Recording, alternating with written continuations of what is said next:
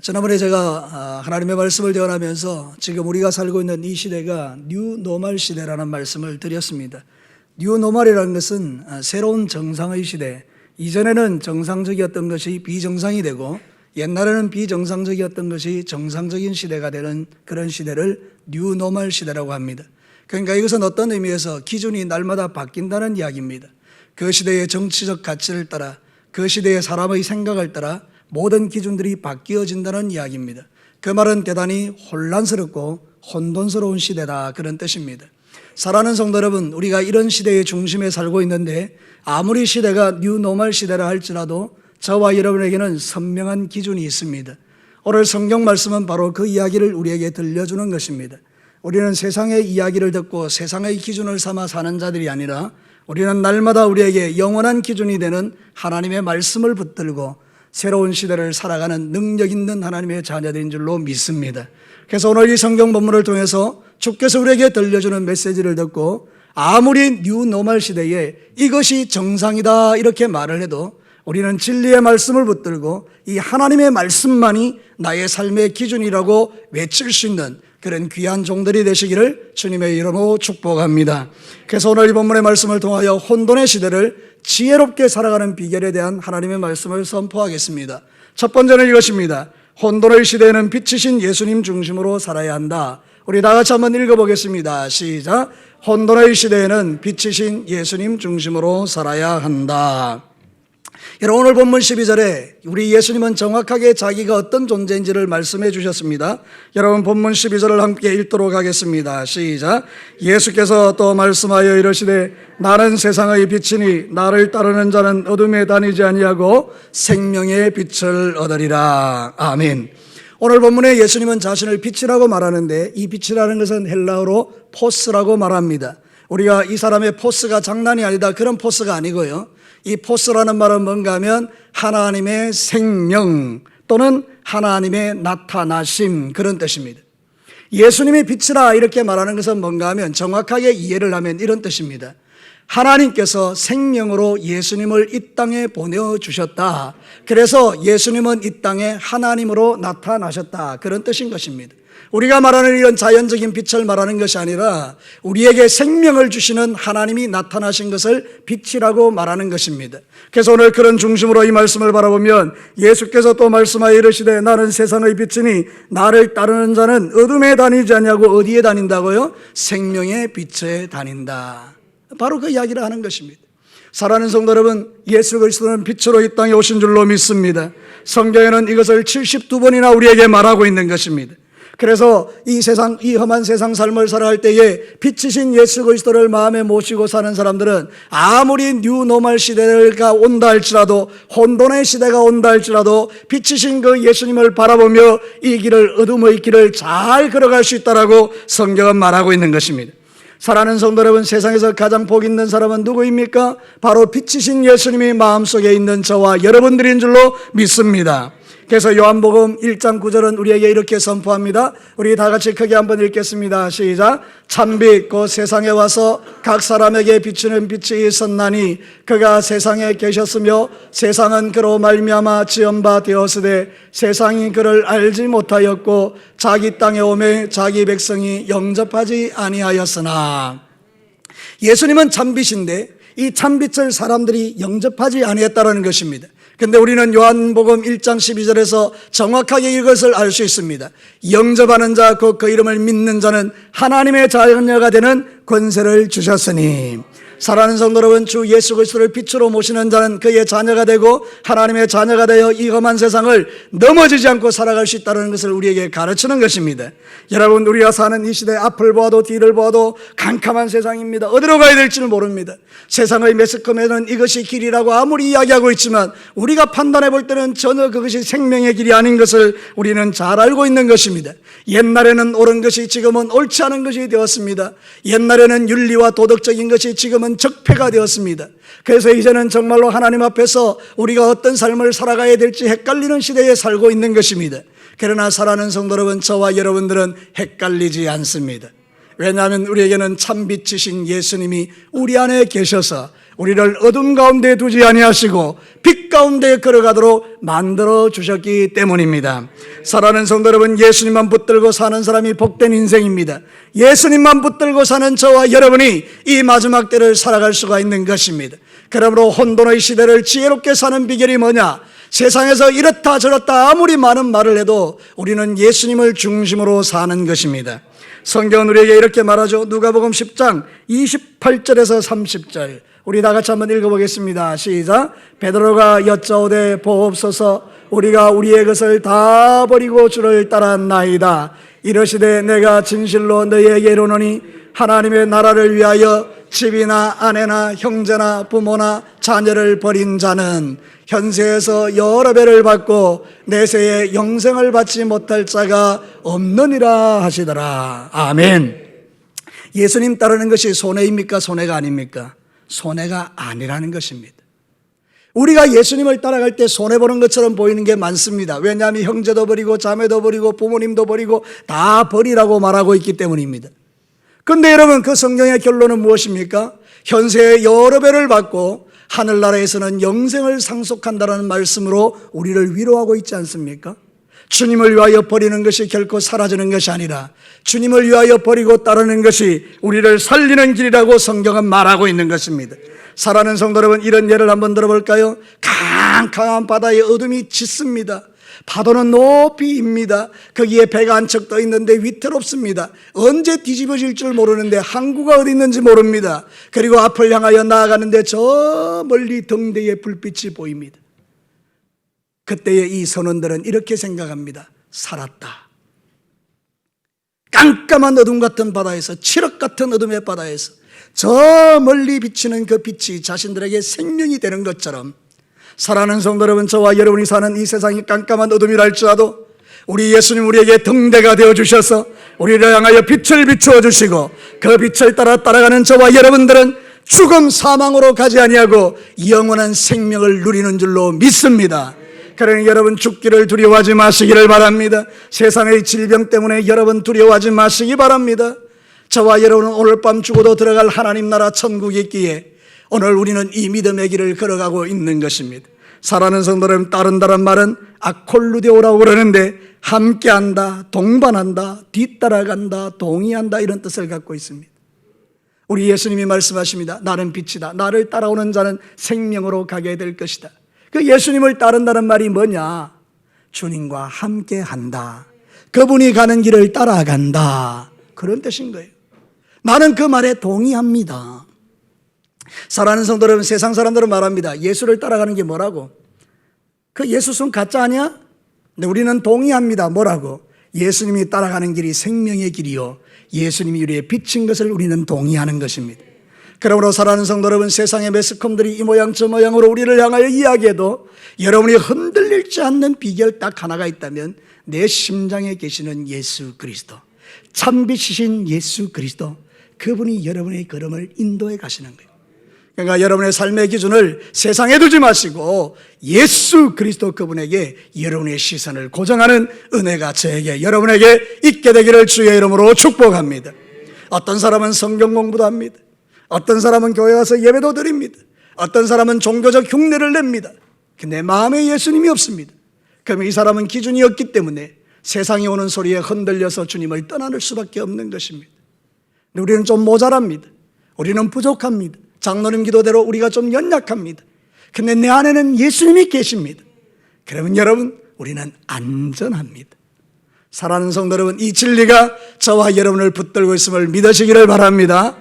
그래서 마지막 시대에, 이 혼돈의 시대에는 지혜롭게 사는 성도들은 더욱더 예수님을 바라보는 것입니다.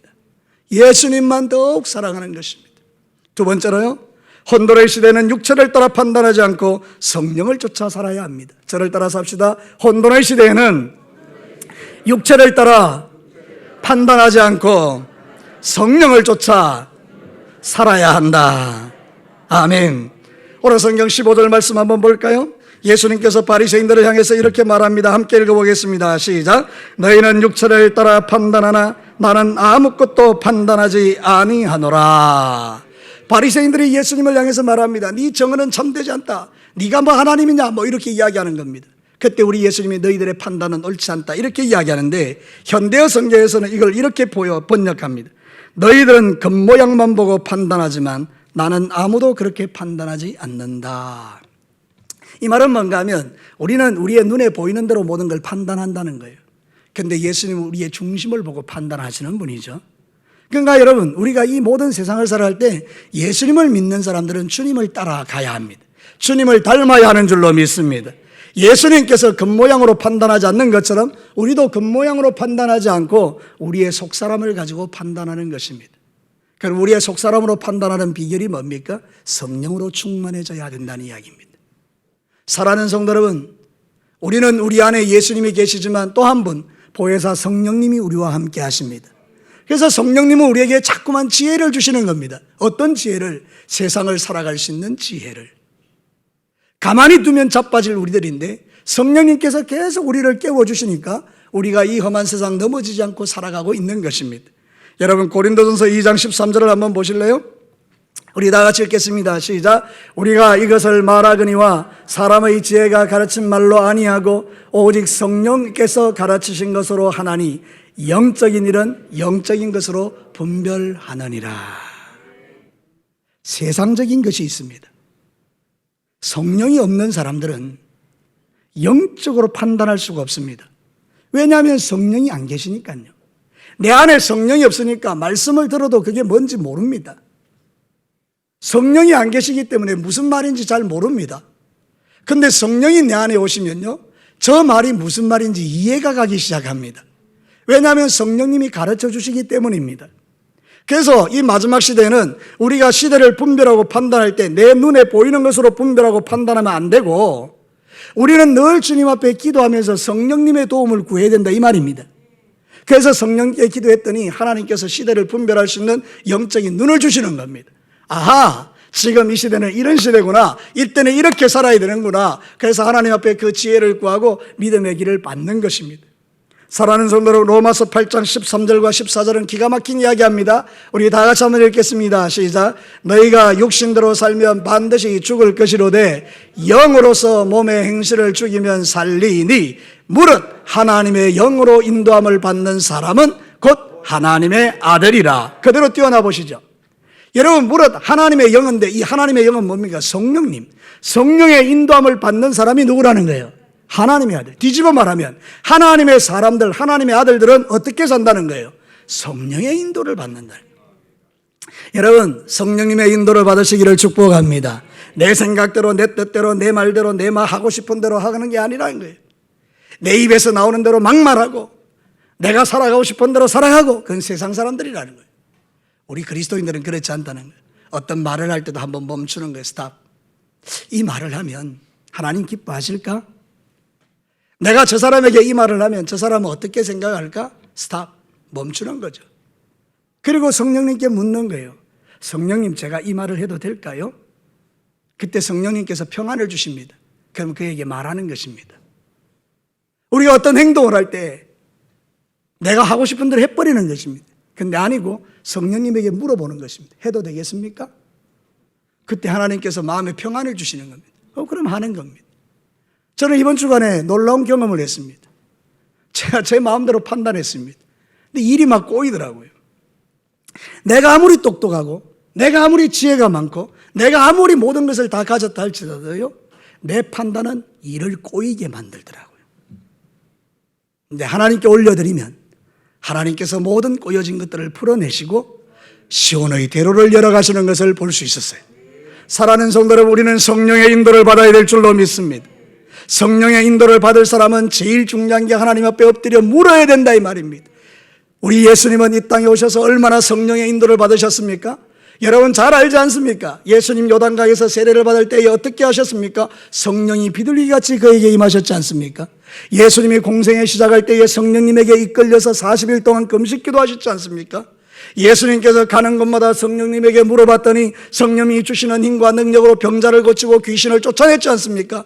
제 이야기가 아니고 성경이 그렇게 말하는 거예요. 사도행전 10장 38절 우리가 잘 알죠? 크게 한번 읽겠습니다. 시작. 하나님이 나사렛 예수에게 성령과 능력을 기름 붓듯 하셨으며 그가 두루 다니시며 선한 일을 행하시고 마귀에게 눌린 모든 사람을 고치셨으니 이는 하나님이 함께 하셨습니다. 할렐루야.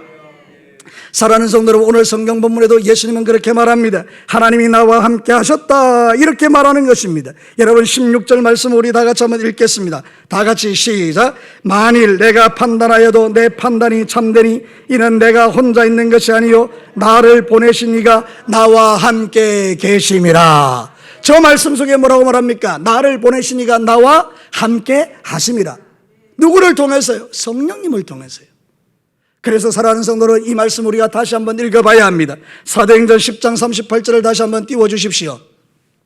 사도행전 10장 38절을 한번 다시 한번 띄워보십시오. 하나님이 나사렛 예수라는 이름 대신에 자기 이름을 넣습니다. 하나님이 권동진에게, 여러분의 이름을 넣습니다. 시작. 하나님이 권동진에게 성령과 능력을 기름 붓듯 하셨음에 권동진이 두루 다니시며 선한 일을 행하고 마귀에게 눌린 모든 사람을 고치셨으니 이는 하나님이 함께 하셨습니다. 할렐루야. 성경은 누구의 이야기입니까? 나의 이야기입니다. 다시 물어볼게요. 성경은 누구의 이야기입니까? 나의 이야기입니다. 예수님에게 성령을 부으신 그 하나님이 이제는 사도행전 시대에는 우리에게도 성령을 부으신 거예요. 그러니까 여러분 이제는 이 성령님의 인도를 받으시기를 주의 이름으로 축복합니다. 성령이 아니고는 우리는 능력 있게 살아갈 수 없는 자들입니다. 이 시대를 능력 있게 사는 비결은 오직 하나밖에 없습니다. 성령의 인도를 받는 것입니다. 사람들은 다 자기 이야기합니다. 여러분 정치 아시죠? 정치. 지금 세상에 나가면요, 술을 마시든지 뭘 먹든지 뭘 하든지 모이면 우리가 제일 많이 나누는 이야기가 정치 이야기예요. 우리 여자들은 그렇지 않을 수도 있을 것 같아요.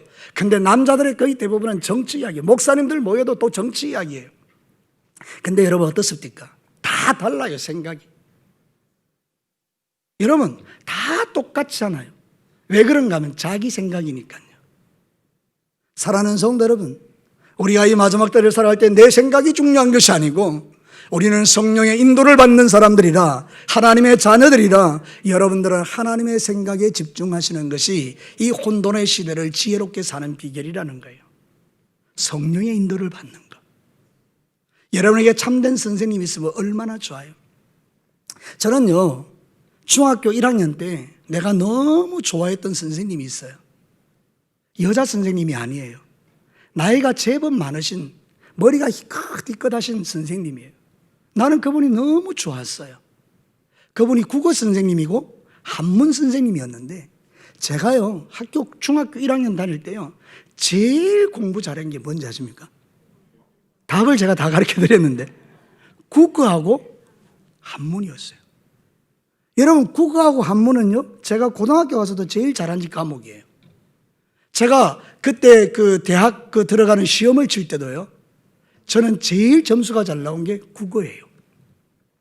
그 한 분 선생님이요, 얼마나 좋은지요. 그 영향력이요, 나에게 그런 은혜를 미치더라고요. 그분이 가르친 거, 그분이 말씀한 거 그대로 내가 하려고 애를 많이 썼던 거예요.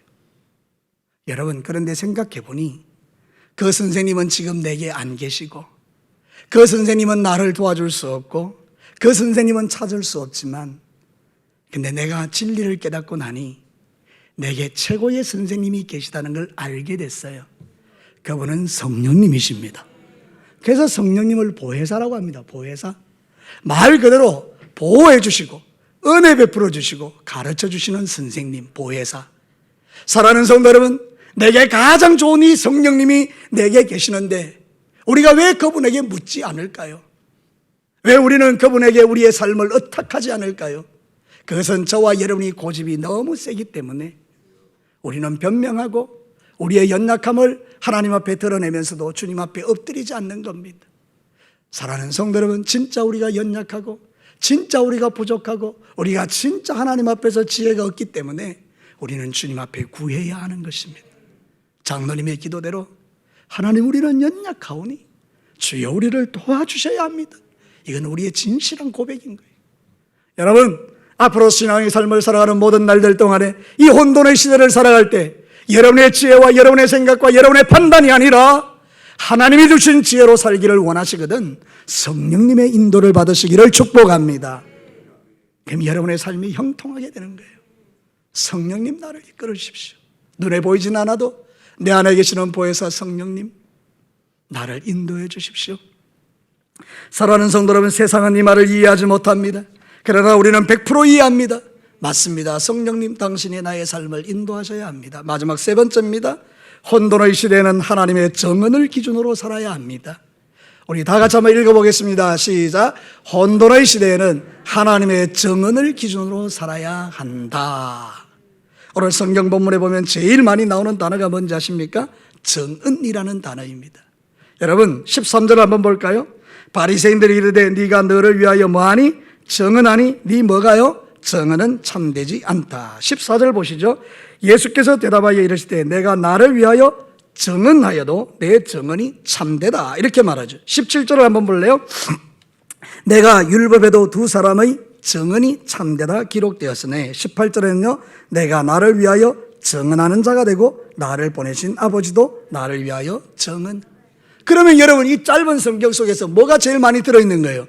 그럼 중요합니까 안 중요합니까? 대단히 중요하죠. 정언.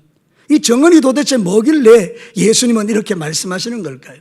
이 정언이라는 것은 마르티레오라고 그러는데 이거는 정인이 되다, 선언하다 그런 뜻이에요. 마르투스라고 하십니까? 순교자. 그 순교자는 자기가 본 것을 정언하기 위하여 생명을 거는 자라고 말씀드렸잖아요. 마르티레오가 뭔가 하면 내가 본 그것을 확신으로 말하고 선포하는 거예요. 다시 말하면 이 정언은 뭔가 하면 말씀이라는 뜻이에요. 정언이 뭐라고요? 말씀이라는 뜻이에요. 여러분 사도행전 14장 3절에 그렇게 말합니다. 우리 사도행전 14장 3절 다 같이 읽겠습니다. 시작. 두 사도가 오래 있어 주를 힘입어 담대히 말하니 주께서 그들의 손으로 표적과 기사를 행하게 하여 주사 자기의 은혜의 말씀을 정언하셨다. 은혜의 말씀을 뭐 했다고요? 정언하셨다는. 정언이 뭡니까? 하나님의 말씀이라는 거예요. 그러니까 여러분 오늘 이 성경 본문을 정언을 말씀으로 바꿔도 전혀 이상하지 않습니다. 제가 이렇게 한번 읽어볼게요. 예수께서 대답하여 이르시되 내가 나를 위하여 말씀하여도 내 말씀이 참되니. 말씀으로 바꿔도 전혀 어색하지 않다는 뜻이에요. 그러니까 여러분 이 마지막 시대에 우리가 이 혼돈의 시대를 살아갈 때 우리의 삶의 기준이 뭐냐? 정언인데 정언은 하나님의 말씀이다 그 말입니다. 그러니까 여러분 말씀을 붙들고 살아라. 성경은 우리에게 그렇게 가르치는 것입니다. 예수님은 말씀을 이루기 위하여 자기의 생명을 던진 분입니다. 성경에 한번 보실까요?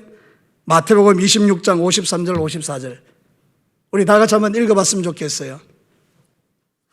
마태복음 26장 53절 54절 안 뜨는군요. 제가 읽어드리겠습니다.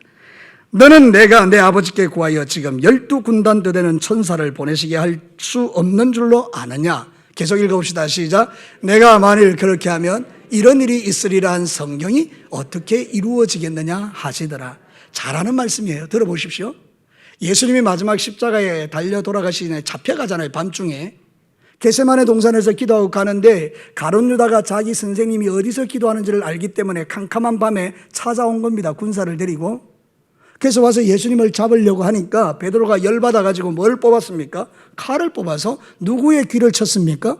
말고의 귀를 잘라버린 것입니다. 그때 예수님께서 이 말씀하신 거예요. 칼을 집에 넣어라. 검을 쓰는 자는 검으로 다 망한다. 나는 지금 하늘에 있는 12군단 천사를 동원해서 저것들을 다 없애버릴 수 있다. 그런데 내가 그렇게 하면 내가 십자가에 죽는다는 하나님의 말씀이 어떻게 이루어지겠느냐. 그러니까 우리 예수님은 말씀을 이루시기 위해서 자기의 생명을 던지신 거잖아요. 그러니까 이 하나님의 말씀은 정말 중요한 거예요. 예수님은 자기의 전생애를 말씀을 이루는 일에 던지신 거예요. 하나님의 말씀을 따라 살았다 이 말입니다. 그러니까 저와 여러분이 예수를 믿는다면 우리도 뭘 따라가야 합니까? 말씀을 따라가야 합니다. 말씀을 이루는 삶을 살아야 하는 것입니다. 창세기부터 요한계시록까지 기록하고 있는 그 말씀대로 순종하여 사는 것, 그게 혼돈의 시대를 사는 지혜라는 거예요. 여러분 기가 막히지 않습니까? 자주 언급하는 이야기지만 목사님들도 장로님들도 대학 교수님들도 똑똑하다고 말하는 사람들도 심지어는 어떤 목사님은, 감리교회 목사님은 동성애 축제에 가서 축복 기도해 줍니다. 그래서 이번에 2년간 정직을 당했습니다. 감리교회에서. 그런데 이분은 이렇게 말합니다. 정직당해도 나는 가서 축복해 줄 거다. 사랑하는 성도 여러분, 자기의 개인의 가치를 따라서 그렇게 삶을 살아가는 거예요. 근데 성경은 뭐라고 말합니까? 동성애가 축복의 대상입니까? 아닙니다. 여러분, 심각하게 말하면 동성애는 창세기 시대로부터 시작해서 구약 시대에 있어 왔습니다. 예수님은 말씀하셨습니다. 하나님은 동성애를 하는 사람은 죽여라. 하나님의 거룩의 기준에 미달된다는 거예요. 그러면 우리는 하나님의 말씀을 쫓아 사는 사람들 아닙니까? 그 말씀의 기준에 따라서 아니구나. 그래서 그것은 죄구나. 그렇게 우리는 판단해야 되는데, 목사님이라는 사람이 그렇게 한다는 것은 우리의 기준이 말씀이 아니다 이 말입니다. 근데 사랑하는 성도 여러분, 저와 여러분이 말씀의 기준이 안 되면요, 다 자기 생각대로 살아갑니다. 그래서 우리는 말씀이 뭐라고 말하는가. 그래서 어떤 논쟁이 생길 때, 우리 성도들 간에 논쟁이 생길 때 일단 스탑.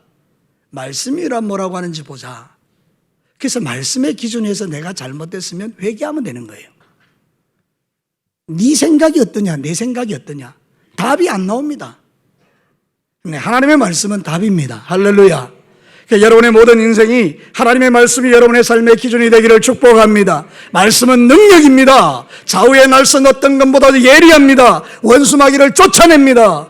내 안에 있는 모든 어둠의 생각들을 드러내고 말씀을 통하여 깨끗하게 하십니다. 여러분, 성경 한번 볼래요? 히브리서 4장 12절. 우리 잘 아는 말씀, 제가 종종 언급하는 하나님의 말씀이죠. 다 같이 읽겠습니다. 시작. 하나님의 말씀은 살아있고 활력이 있어 좌우의 날선 어떤 것보다 예리하여 혼과 영과 및 관절과 골수를 찔러 쪼개기까지 하며 또 마음의 생각과 뜻을 판단하나니. 아멘. 눈에 보이는 것을 수술하는 게 아니고요, 보이지 않는 영역까지 다 말씀이 수술해 버립니다. 자기가 죄인인지 몰랐던 사람이 말씀의 거울 앞에 딱 가면 죄인인 게 드러나니까 주여 나는 죄인입니다. 그리고 항복하고 예수 믿는 사람들 많잖아요. 사랑하는 성도 여러분, 여러분이 옳다 이게 중요한 게 아닙니다. 목사인 나도 내가 옳다 이게 중요한 게 아닙니다. 하나님의 말씀이 옳습니다. 그 말씀에 순종하는 거죠. 세상적 도전 앞에서 내 믿음이 흔들릴 때 우리는 말씀을 기준 삼아서 승리하는 자가 되라. 성경은 말하는 것입니다. 오늘 정언이라고 수없이 말하고 있는 것은 하나님의 말씀인 거예요. 예수님은 하나님의 말씀의 정언을 받으신 분이에요. 우리도 마찬가지입니다. 말씀의 정언을 받아야 세상 사람들이 우리를 인정합니다. 쟤는 예수쟁이다. 영락없는 예수쟁이다. 사랑하는 성도 여러분, 우리에게 최고의 칭찬은 이것입니다. 쟤는 영락없는 예수쟁이다. 이런 칭찬을 들으며 살아가시기를 축복합니다. 영락없는 예수쟁이는 누굽니까? 자기 생각, 자기 판단으로 살지 않고 하나님의 말씀에 기준하여 살아가는 사람들입니다. 그런 사람들은요, 우상숭배에 흔들리지 않습니다. 그런 사람들은 11조 헌금, 감사헌금 이런 데 흔들리지 않습니다. 이런 사람은 시기와 질투 이런 데 흔들리지 않습니다. 이런 사람들은 세상이 주는 그런 모든 것에 흔들리지 않습니다. 방탕 술 취함에 흔들리지 않습니다. 말씀이 마음에 탁 있으니까. 여러분 어떻습니까? 저와 여러분들이 한번 생각해 보시죠.